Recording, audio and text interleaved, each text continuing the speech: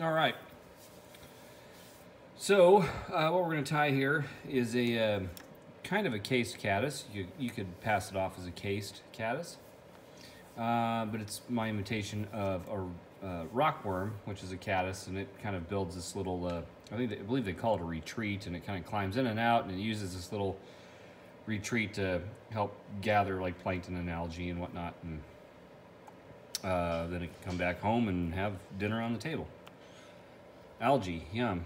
So as soon as I get this stupid thing to quit buzzing me, there we go.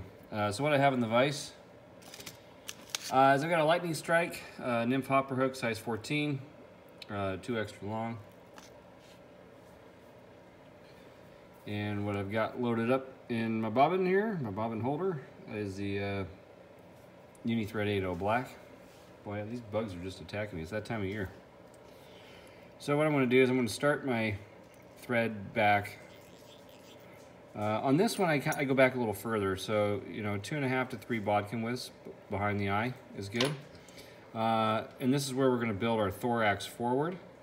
And then the back part's going to be the body. So this is just kind of a 2-part fly. And we can just kind of wrap back a little ways and trim that out. You can really take this tag off whenever you're ready. And we're going to take it, come back just a little ways, right about to the hook point. I want to put in a dubbing loop. And I want to try to get it on the underside, so it's tied off on the underside.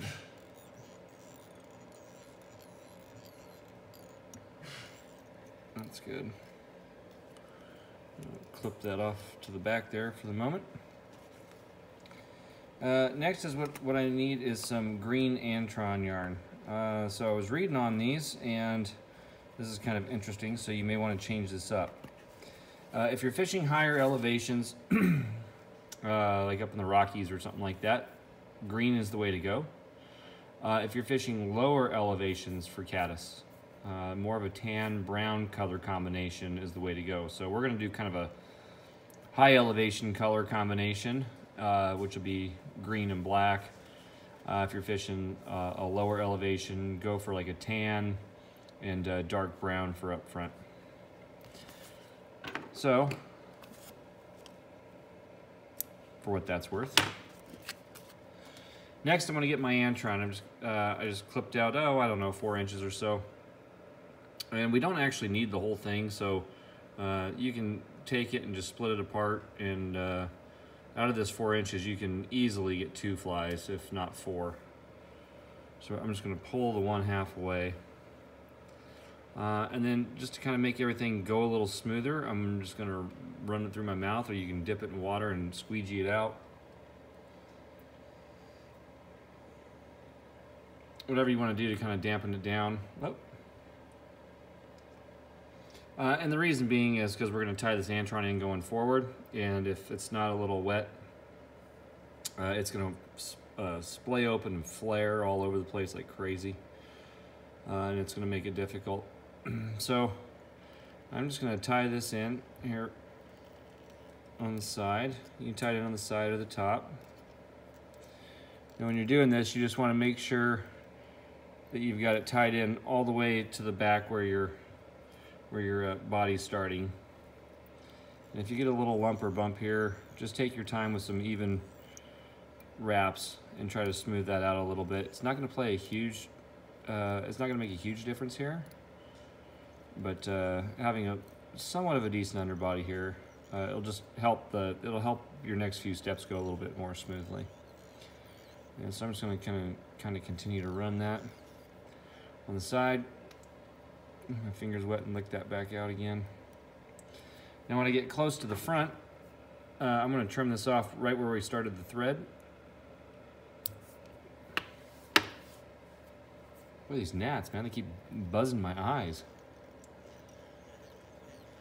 And we're just going to tie that in. And there we go. That's that. So next, what I'll do is I'll kind of lick my fingers again and pull and stretch. I'll do it to the side so you can see it. So I'm pulling and stretching. Just to try to flatten this out a little bit. Makes it a little easier to work. And I'm just going to start palmering this thing forward. kind of, as you see, it's splayed open, so I'm just kind of overlapping the back half onto what I already did, and the front half will be the new back half on the next wrap, if that makes sense. And all that's doing is it just helps provide a bit of an even body as we're going along. Oh, my vise is turned a little bit to the side, sorry. I'm setting up higher than the vise. I tie a lot of things goofy, so a lot of times my vise is like cocked way up to the side because that's just the way I do it. And we're just going to take this right up into the thread, and we're going to give a few wraps over and just lock it down going forward. And we're going to trim this guy out.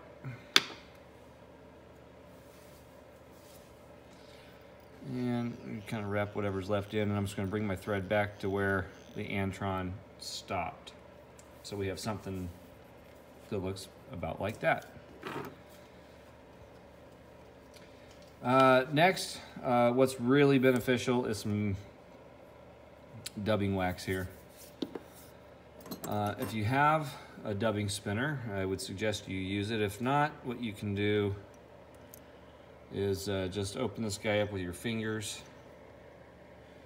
and you know, place like a hackle plier or something in the middle to help keep it open, and then you can twist your hackle plier up, whatever that is. But I'm going to use my dubbing spinner here, and we really want to wax this somewhat decently here, so give it a good blast on all sides. Okay, and if you get this chunky stuff, don't wipe, pinch, like dab it off until you get, you know, 98% of it off or whatever, close to all of it. All right, I'm going to turn my vise to the side. I'm going to open that back up, and there we go. So that's where we're at now. Next, I'm going to get some pine squirrel. This is just a small pine squirrel patch. You could use squirrel tail. It's a little bit more difficult to use. You could use white Antron, gray Antron. You want to make sure that whatever you're using does not float. It gets wet and sinks, because this is an unweighted fly. You can weight these if you wanted to by simply taking a piece of wire, like lead wire, and tying it in on the underside of the belly before you start all these first steps that we just did. Should have mentioned that in the beginning. But so a little patch like this will, in all reality, for this fly, this will probably get you close to 20 flies, because we're just not gonna use much. So I'm just gonna take a little pinch. And it's hard for me to describe or explain how much we're gonna use, but that's about it, really. I did have a little dime sitting here that I was gonna keep out to show you, but I think I put it away. Or gave it to my daughter, or she took it or something. So there's just not much here, and we don't want a whole lot. And so I'm just going to slide that up into my loop. I'm going to pinch my thread to kind of lock it in place. And next what I want to do is I'm just going to kind of work it so it spreads out. We want this kind of sparse. And we're going to cut the one side off for the most part, because we just don't need a whole lot here. We don't want a whole lot here, and that kind of thing. Of course, it wound up on my opposite side, so I'm going to come in. I'm going to cut the side that has all the underfur on it. I'm going to try to get that underfur out, because that underfur can really kind of mess with things. And while you're pinching this, you can just blow that away. It's a little bit easier than trying to pick it out or preen it out sometimes. And then next we're just gonna spin this guy up. So when you're spinning your dubbing loops, make sure you're pinching up towards the top. You spin the bottom, let go of the top, and it all spins like that. So we want something that looks about like this. And then what I'll do is I'll get a toothbrush or something, and I'll come through and just kind of pick it out. You can spin it up again if you want. You know, whatever floats your boat. We don't need much here. We're only going to take this around about 4 times. 4 or 5 times. Next, I'm going to take my hackle pliers. I'm going to pinch onto that wire so that all of everything back here is now loose and everything is connected with my hackle plier. And I'm just gonna come in, I'm gonna trim this guy out and get rid of it and get it out of my way. And now I can wrap. And as you're doing this, I found it's just a little bit easier when it comes to cutting to draw the material to the back. You want some kind of, decently open wraps here, because we're only looking to get four or five wraps on this. Not much. Because again, we want this thing kind of sparse. And we're gonna pluck and pull and twist and cut a bunch of the stuff that we just put on out on our next step. So now I'm just gonna lock this in. I'm gonna get about 3 wraps over the top, come back on top of it. Really lock it in so that guy's not going anywhere. If this stuff is going forward, you can try to get it to the back or you can cut it out, but I found that it's a little bit better to make sure that this stuff is not dangling out forward. Just because it can kind of get trapped and it can potentially mess up one of the last steps of the fly. So next what I'll do is I just kind of raise everything up to the top, and I'll take my nails, although I just trimmed them. And I like using my nails the best. And just, you can see what I'm doing, I'm just like grabbing some and pushing it against my index and pulling it off.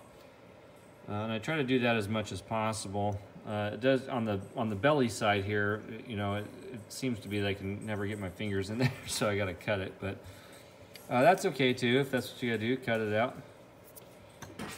And you come in here and do a little trim work. And I'm just laying it right on top of that antron and snipping. No rhyme or reason or pattern. The more random it is, probably the better. Kind of thing. We want all this stuff up pretty tight to the body. I'm not really sure what this represents. I have yet to find an answer on that, but maybe it's the algae or plankton or something. But most of the rockworm patterns that are kind of more of a precision type pattern have that involved, and so we're putting that one in here. Okay, next what we're going to do is just kind of wrap this in going forward up to behind the eye. And where did it go? There it is. All right, so what I have here is a hen hackle. It's a grizzly hen hackle. You can use black, brown, make it kind of color appropriate for what you're doing, or match the body, or just use black. Now I've already cut the tip off this one because I've already tied a few with this. So if you have the tip of your feather, what you can do is just take your hackle pliers, pinch the tip just like that. And obviously it's going to be the same way for what I'm showing you here. And then I'm just going to draw these feathers back until I have a nice clean break in the stem right here. And I'll just kind of hold on to everything at one time, and I'm going to trim that front part out because we want nothing to do with any of that stem. All right. So that way when you pull everything forward, you have a nice, I thought maybe my finger would show it better, but you have a nice even cut right there. Next, what we're going to do is we only want, we don't want much here either. Maybe a half dozen barbs on each side. Something like that. Maybe put an extra 1 or 2 in case they break off in the water or something, but we just don't want much here because these are going to represent our legs. And again, I try to get an even break in the stem so that I have the same amount of barbules going forward as I do back. I know I'm prepping that out of camera, sorry. But I can see it out there a little easier. There we go. So we have something just like that. And what we're going to do is I'm just going to lay this guy right on top so I can tie in my open stem right behind the eye. Now I want to make a couple wraps back. And before I get crazy, I want to get these sitting out of the front, just like so. I kind of want them the best to my ability off of each side of that eye. And now we're going to kind of pinch everything and just pull. And when you pull a little bit, they're going to start to splay out, and that's exactly what you want. Just try to get them on each side the best you can, evenly anyway. It just makes for a neater looking fly in the end. And it makes it a little easier for them to curl. So off to the side, kind of down below. A little short on that one side. Let's see if I can get a couple of these to come over. There we go. Something kind of like that. It doesn't have to be quite perfect. Now I can kind of just take my thread and tighten by pulling down. And I'm just going to wrap back. And as I wrap back, I'm going to stop just before I get to my antron by, or my, well, yeah, my antron or my body by a wrap or two. I'm going to come in, I'm going to trim all this out. So we have something that looks similar to that, or pretty close. Next what I'm going to get is some black floss. You actually got a lot of options here. You could use a buyout if you wanted to. This is going to be a wing case. I'm just using some Danville's black floss. On the bigger ones, well, first the length that you need, pretty much regardless of the size, is only about 2 inches worth. On the bigger flies, I'll take like a double portion of about 2 inches. If you're going down, say like to a 16 or an 18 or something, you really just need a single strand. So I'm just going to cut a couple inches off of that. And we're going to install this wing case the easy way. So with the floss, I'm going to lick it just to dampen it just a little bit. Don't get it super saturated. Just enough to make sure that any fibers that were coming off the strand of floss go back down. I'm going to lift that right up under my thread, kind of even it out so that I have an even amount coming off each side or close. And once I do that, I'm going to take one turn to the back. I'm going to fold the front half to the back, and then I'm going to wrap that in so that they're all going to the back and centered right on top. Just like that. Next, I want to get some dubbing. Now what I'm using here is black hare's mask. I just like the bugginess of it. Any black dubbing will do for this one. Again, if you're tying it for a low water situation, you know, go with a brown, dark brown, something to match a tan body. You know, check out your local or your state's, if they got like a little website or something you can go to see what the local bugs look like. Check that out to mimic it in the colors that you need. And you don't need much here. And I'm just going to double a little on.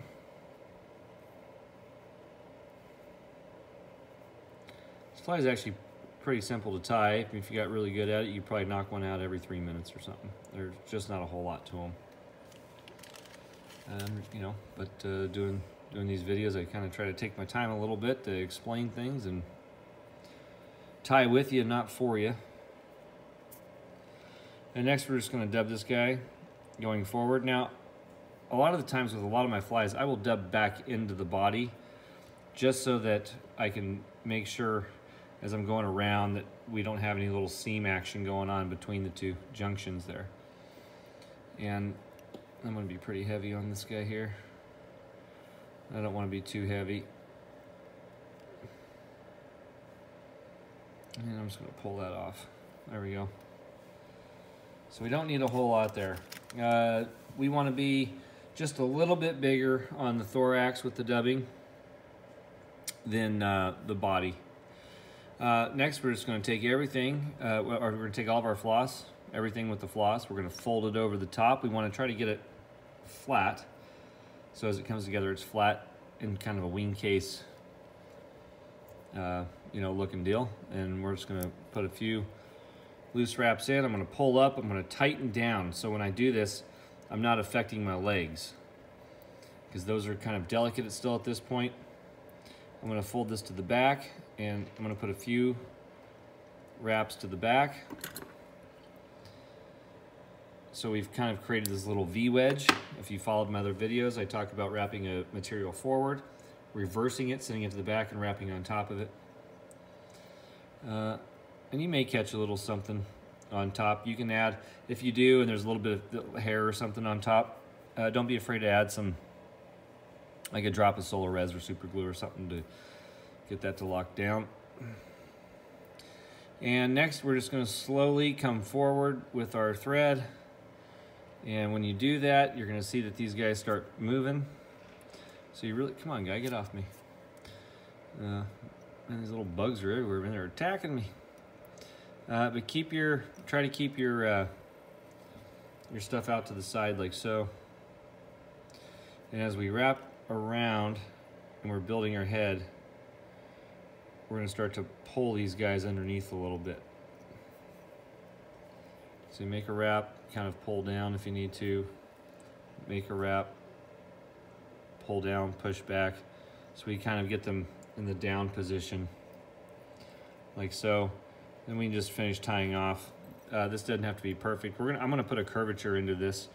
I'll show you how to do it. It's actually really easy, and I think it just kind of helps make a fly pop. You can do this little technique on a lot of flies. I see it a lot on caddis, especially with their horns. So I'm just gonna whip finish that. I'm gonna tie that off. Now before I glue anything, I guess it doesn't really matter. You can glue the head now, you could glue it later. I am gonna get this dubbing somewhat squared away, and so it's not all completely crazy, so that it's somewhat close to the thorax and not strangling out like it's extra set of legs. A little bit's cool. There we go. Something about like that. So next, the way I finish this off, you could actually fish this just like this. And you'd probably be fine. So when this is in the water, if you've got water coming at it, these legs are gonna start bouncing to the back.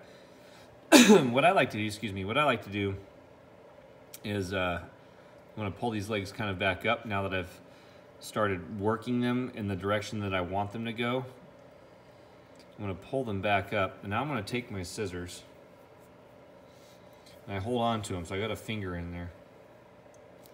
I kind of palm them like this, and I'm gonna take the rounded part of my scissor at the tip, I'm gonna push it right against those fibers.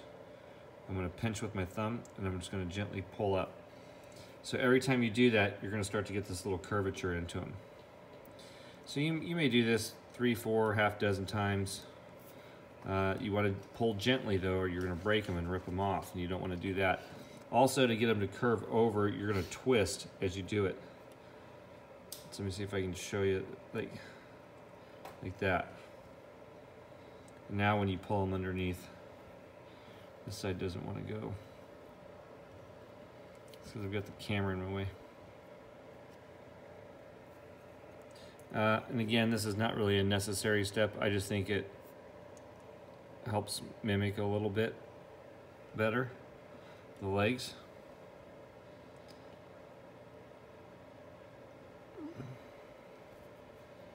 That one's just going to stick straight out to the side, so I'm going to get rid of him. There we go. So that you have something like that, and now I'll push them to the back. And you can actually come in and straighten them out again a little bit with your fingers. Don't use your metal tool or anything, because you'll rework them. But so that it's sitting something like this. And that's basically it right there. Then I'll come in and I'll finish it off with just a dab of crazy glue. And you could run the back on it, or the wing case on it with a little crazy glue. Let it soak, and you've got a little cased caddis, as it were. It's really more of a rockworm type look, but you could probably pass it off for either. So anyway, that's it. I hope you enjoyed the video. If you did, super appreciate it if you give me a thumbs up. Always love to have you subscribe. Share the videos. If you found this video and you're not part of our fly tying Facebook group, Fly Tying for Beginners, you are more than welcome to join us. We have a great group over there. We do all kinds of fun things. We have international fly swaps going on. We do classes. There's material kits for the classes if you're interested in that. It's just a great group of guys hanging out tying. So anyway, if you're so inclined to do so, check that out. The golden ticket to get in is answer the questions, and as simple as that, you're in. So other than that, that's my take on a rockworm. So enjoy it. Happy tying, everybody. We'll see you next time.